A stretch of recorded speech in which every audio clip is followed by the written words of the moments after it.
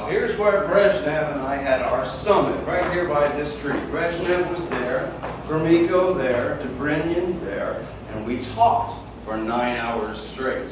Now, after the meeting, as a souvenir of the visit, I remember we had a Lincoln, specially made, dark blue, cherry wood, leather, all the trimmings. And afterwards, for the photographer, the chairman and I, well, we got inside. When next thing I know, he starts the engine. The first rule of political life is you never let a president get behind the wheel of a car, ever. We're not used to doing things for ourselves, let alone drive. And the way he put his foot on the gas, my guess is the last thing he drove was a tractor on some Ukrainian potato farm. Well, anyway, we went over curves and speed bumps twice around the estate and finally ended up at a remote spot up here, right on the coast overlooking the water. He turned off the engine and he talked for 2 hours about his favorite subject, steel mines. Nothing so beautiful as a steel mine at sunset, he said. You know, his father worked in the mines at Komoskia. From his mind, he told me, we dug the steel to build the bombs that we were going to flatten you with.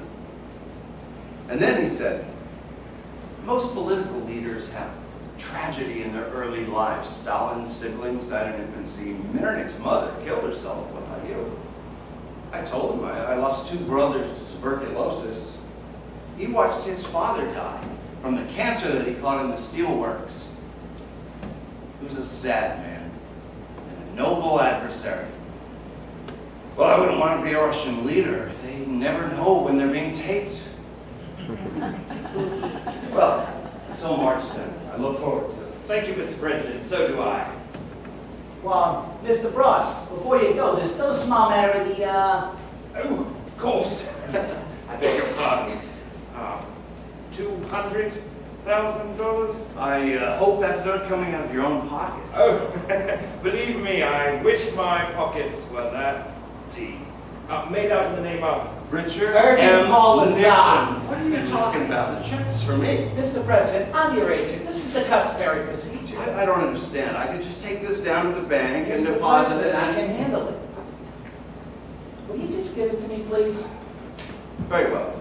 Till March. No holds barred. No holds barred. Miss Cushing, would you like to take a photograph? Yes, I'd like that very much. No.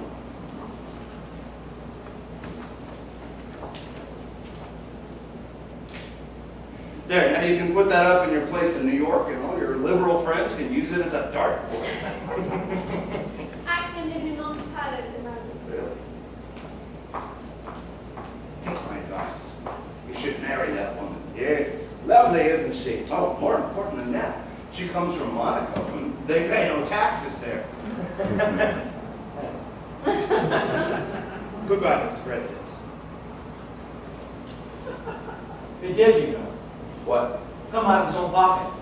Last I heard, he hadn't gotten firm financial commitment from anyone. A company called Syndicast is hovering. Nothing more than that. None of the networks will touch it. Without the networks, the ad agencies aren't biting. There's a good chance the thing will never happen. You mean that meeting we just had might have cost him $200,000? Correct.